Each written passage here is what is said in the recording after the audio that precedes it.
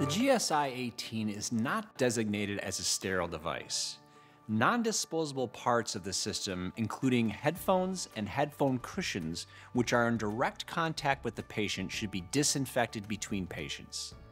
This includes physically wiping down the components that come in contact with the patient by using a disinfectant approved by your facility.